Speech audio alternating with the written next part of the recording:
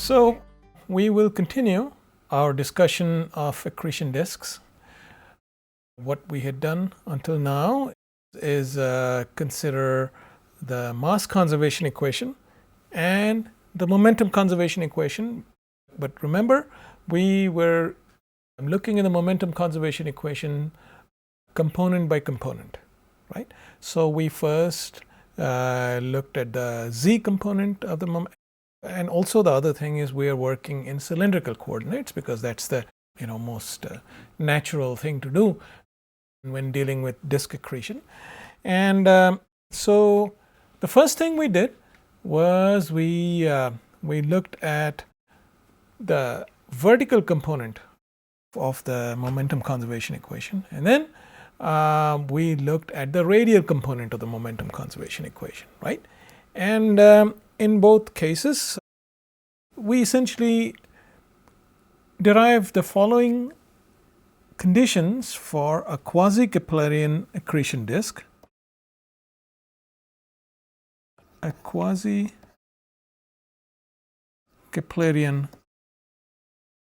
accretion disk, which is to say that the V phi is nearly the Keplerian velocity gm over r. Not quite, because exactly the Keplerian velocity, then there would be no accretion at all, right? This is an exactly Keplerian accretion disk is a perfectly stable one, and a parcel of gas rotating at exactly the Keplerian velocity around a central object remains in equilibrium. There is no motivation for it to actually sink in. There is no motivation for it to have a radial velocity. Hence, our quasi-Keplerian accretion it's almost Keplerian. Okay, so hence this nearly equal sign. So this, and then the fact that the radial velocity is much smaller than V phi. Okay, and the fact that the height, the local height of the accretion disk is much smaller than r, and the fact that the azimuthal Mach number, which is defined by V phi over Cs, is much larger than 1. All these conditions are all coupled. Okay, you break one, the rest of them break down. Okay, if the disk becomes puffy, okay, if the disk is not thin, if here is the central object and here are the streamlines of the accretion disk, and the thickness of the disk would be 2h like this. Okay, so the condition here is that the disk thickness is much smaller than the local radius. If this is not true, then this breaks down, all of these break down simultaneously. Okay, and of course the other thing is that Vz is nearly equal to 0. So this and this, these are all simultaneously satisfied. Okay, you break one, the rest of them break down. Okay, so taken together, all these conditions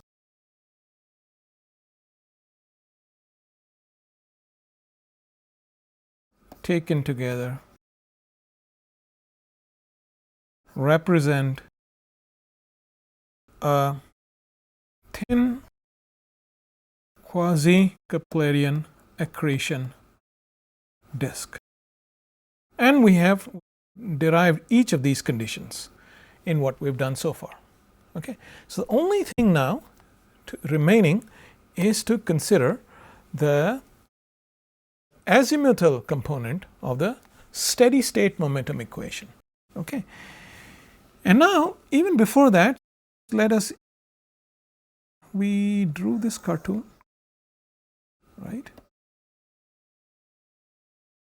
Okay, so matter is being supplied from a companion star and it already has some angular momentum to begin with, and that is why it has a preferred rotation axis, and that's why it cannot simply directly be sucked in by the central object because it already has angular momentum. So, angular momentum has to be lost, okay, in order for it to settle down to a central object. Why do we say this? We say this because if the angular momentum per unit mass, I say all this as a prelude to discussing the azimuthal component of the steady state momentum equation, which is the only, well, that's the last component of the momentum equation that needs to be discussed, and then we will discuss the energy equation. So, this is our basic brief. Okay. So, even before that, we should, and we have discussed what we're going to say. We mentioned this very briefly when we met last, but it's worth going over it a little bit. Okay. So, the angular momentum of a parcel of gas per unit mass is important, is simply R V phi, R cross V phi actually. So, I denote this by L, and L is equal to R V phi, right, and V phi goes a square root. Sometimes I write this as small r, sometimes I write this as large r. I should be consistent, they are the same. Okay. So, r times V phi, and you remember the V phi goes as square root of gm over r, and so r times V phi, this goes as square root of r, and this is the important thing, right. So, a larger radius, say r1 and r2. So, the L at r1 is greater than the L at r2. So, the angular momentum of a parcel of gas here is larger than the angular momentum of a parcel of gas here. That is what this formula is telling you. In other words, matter has to lose angular momentum in order to accrete, right. So, what does accretion mean? Matter moves in from radius r1 to radius r2 with a very small but finite radial velocity.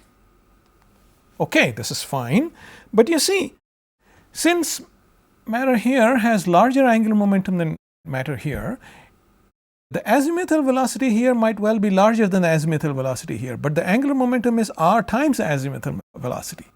Okay, therefore, the angular momentum here is larger than the angular momentum here, and therefore, angular momentum has to be lost in order for matter to accrete. Okay, and viscosity, the process of viscosity facilitates this. What do I mean by this? The loss of angular momentum. So, viscosity facilitates accretion, disk accretion. Okay. Disk accretion is closely tied with viscosity. Technically speaking, shear viscosity. Okay. Before actually discussing the azimuthal component of the momentum equation, can we say a little more about viscosity? Sure, we can. You see this accretion disk out here, this is a side view, and if I was looking from the top, I would see a picture like this. I would see the central object, and I would see, like we remarked, the azimuthal velocity here is larger than the azimuthal velocity here, and therefore, if I was to draw velocity vectors, this would be something like this. Okay, and this would be V phi r1 and V phi r2, right. So, the length of this velocity vector is smaller than the length of this velocity vector, and I am looking at it from the top. So, this is a shear situation, isn't it? This situation is exactly like the ones we used to draw so many times before, where you have the where a velocity vector here is larger than a velocity. This is essentially the same situation, except now we are talking about a rotating frame of reference. That is all. So, just like we used to talk about rubber bands linking these two layers, similarly we would have little rubber bands linking these two layers preventing the velocity shear, isn't it? So it's the same concept, it's the same viscosity concept that we were discussing for plane parallel flows, is exactly the same viscosity concept here. And viscosity is, viscosity, shear viscosity in particular, is central to facilitating disk accretion. For this matter, so this is the physical picture of viscosity that you can think about. Here is a shear kind of flow because the velocity here is larger than the velocity here, so it is by the definition of a shear flow. And viscosity is that process, is that property of the liquid that prevents this shear from happening. Okay, so enough of all this. Let us now write down the azimuthal component, phi component of the steady state, in other words, d over d, this kind of thing, momentum equation. Okay, and this would look like this, slightly large, but that's okay.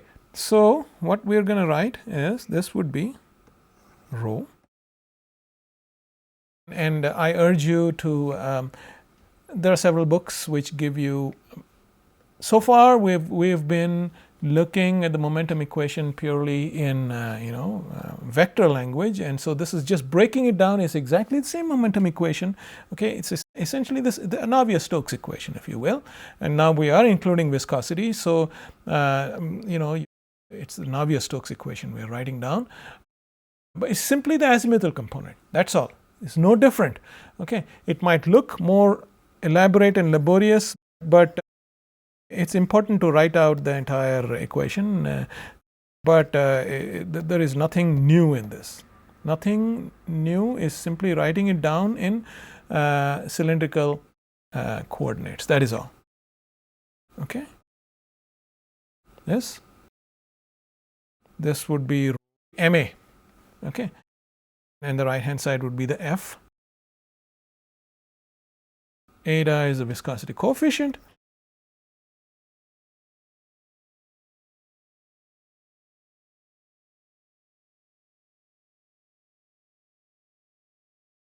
dV phi dr minus V phi over R. Okay, yeah, that's it. Okay, now we use the fact that V phi is equal to, we use the fact that V phi is almost equal to the Keplerian value, and therefore things like dV phi dr, okay, this would be something like 1/2, well, minus 1/2, right? So this is essentially equal to minus 1/2, right? Isn't it?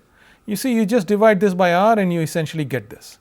So we use, anytime we see a dV phi dr, we simply write it as V phi over R, like that, right? So, so using things like this, the R phi component of the viscosity tensor, defining the R phi component of the viscosity tensor, let me take a separate slide to write this. The R phi, and I will discuss this a little bit more. Why am I considering only the R phi component? Other components are not so important. I'll say this in a moment. Let me write this down. Of the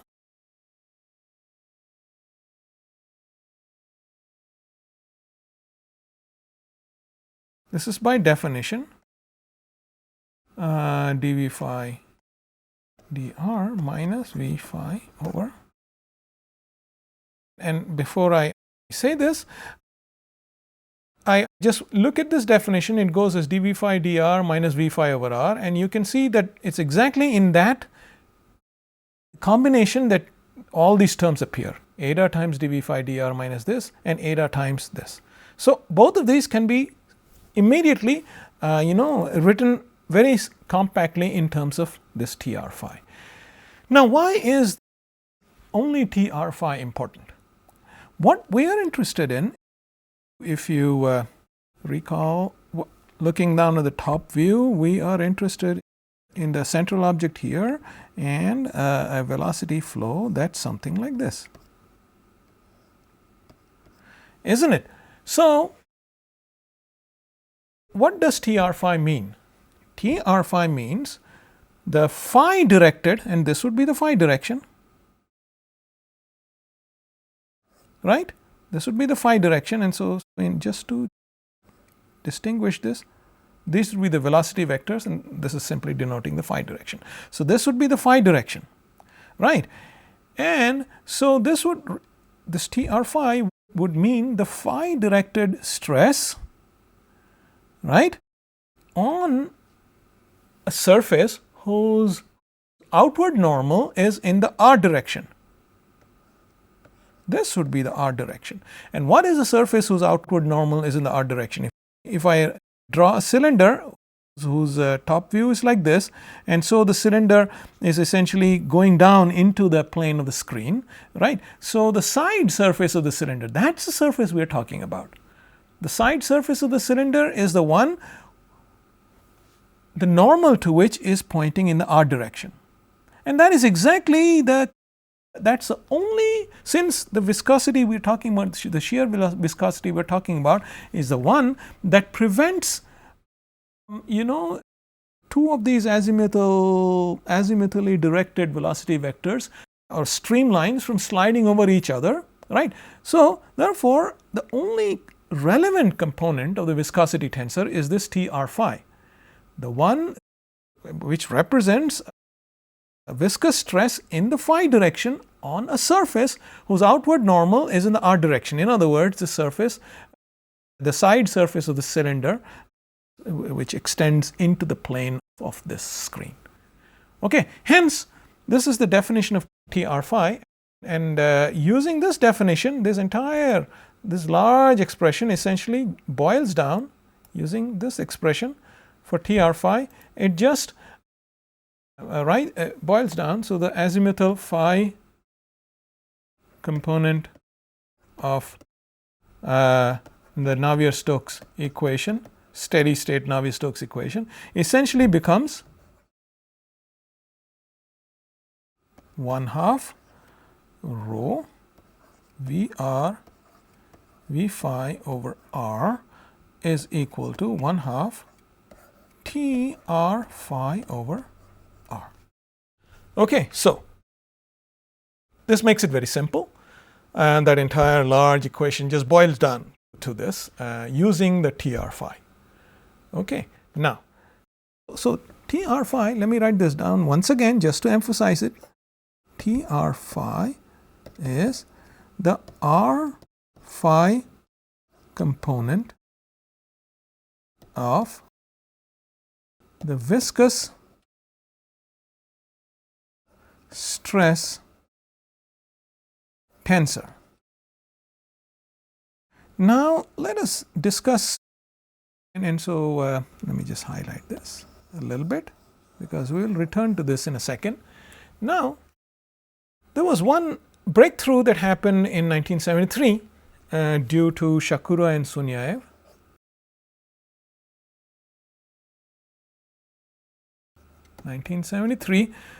Astronomy and astrophysics. You should go to this journal and look up this paper.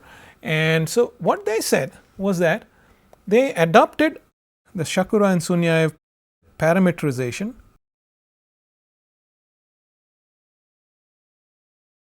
for Tr phi. They said is equal to some fudge parameter alpha times p. This is a very important parameterization which allowed discussion of accretion disks to proceed very fast. Now, what's the logic in this? Really, the logic is very, very simple. Okay, it's like this. You remember the viscous stress tensor is on an equal footing with the pressure, right? They have the same dimensions, force per unit area, force per unit area. Okay, same thing. In fact, what we know as a scalar pressure, they are simply the diagonal elements of the viscous stress tensor. The off diagonal elements are things like these. And of the several off diagonal elements, in this case, this is the only off diagonal element that is of any interest to us. So what Shakura and Sunyaev's prescription merely meant is that the R phi component of the viscous stress tensor is some fraction alpha of the ambient pressure. And they said, by the common sense thing is that alpha is less than 1 and of course greater than 0. This is the other important thing. In other words, the viscous stress tensor is only a perturbation on the ambient pressure. The viscous stress, the shear viscous stress, the only component of the shear viscous stress that is relevant is only a fraction of the ambient pressure. Okay, it's a fraction that's less than 1. Well, therefore alpha is less than 1. It's only a fraction, and of course it has to be greater than 0. You don't want a negative, a negative viscous stress. That makes no sense. So this, in some sense, was a very simple, prescription. Now, what happens is this entire thing, using this entire equation, this equation quickly collapses if you write down the quasi-Keplerian prescription for V phi. It simply, using this prescription, wherever we see TR phi, I simply write alpha p. Okay, using this prescription, this guy, which is essentially, you remember where we got this from? We got this from here. It's essentially this entire phi component of the steady state momentum equation nicely boiled down to this, and using the Shakura-Sunyaev prescription for the viscous stress tensor, it boils down to an even simpler form. It becomes alpha p is equal to rho VR V phi, okay, because you remember this is simply saying that rho VR V phi is equal to TR phi, and therefore TR phi is alpha p, right? So alpha p is equal to rho times VR V phi, and when I substitute the Keplerian value for V phi, this simply becomes square root of GMR m dot over 4 pi r squared h. It's very nice. What we've done here is, of course, substitute for the VR in terms of the accretion rate. You remember we are talking about accretion, and so to the extent possible, we should always go back to the accretion rate. The accretion rate is the one important thing in this entire exercise. Okay, so this is it. Alpha p is equal to this expression on the right, and this is the azimuthal momentum equation. That is it. Okay, so we are pretty much done. I also wanted to point out one important thing. The Shakura-Sunyaev prescription as such was this, that the Shakura-Sunyaev parameterization was as such this. It can be shown that this is equivalent to this, the viscosity coefficient nu, which we know is essentially eta over rho. This is equal to alpha C sub s h. Okay, many times the Shakura-Sunyaev prescription is written in this form. Now, what's the logic in writing this? We discussed. We simply said that, well, this is the viscous stress the shear stress, and this would be the scalar pressure. All this is saying is that the viscous stress is a fraction of the scalar pressure. Okay, is a fraction, and alpha necessarily has to be, of course has to be positive, but it has to be less than 1. It's a fraction of the scalar pressure. It can be shown that this is equivalent to this. And what's the logic in writing this?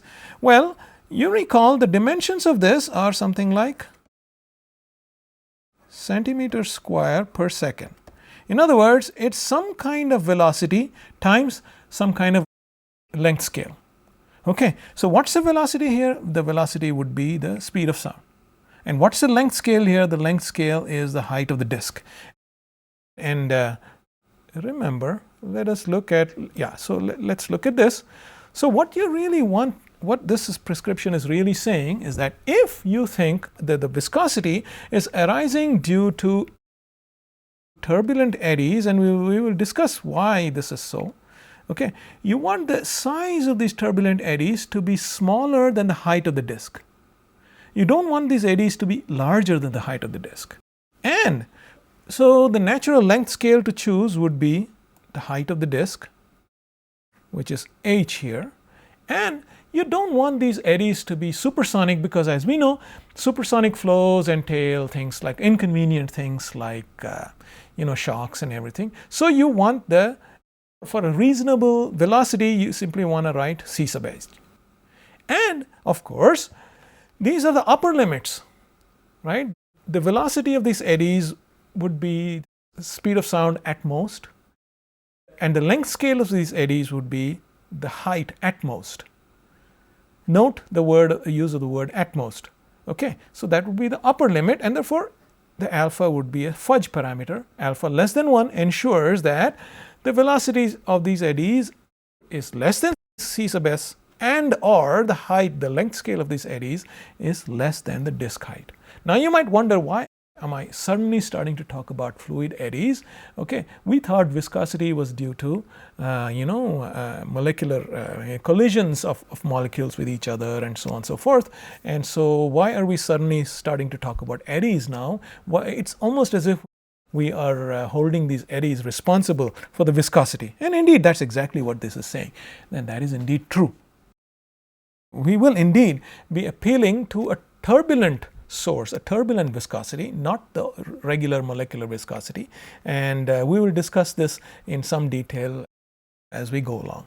But at the moment, we will stop here by noting that this is essentially the azimuthal component of the momentum equation. Okay, so this finishes our discussion of the momentum equation, and what we will take up next is the energy equation. So we will stop here for the time being. Thank you.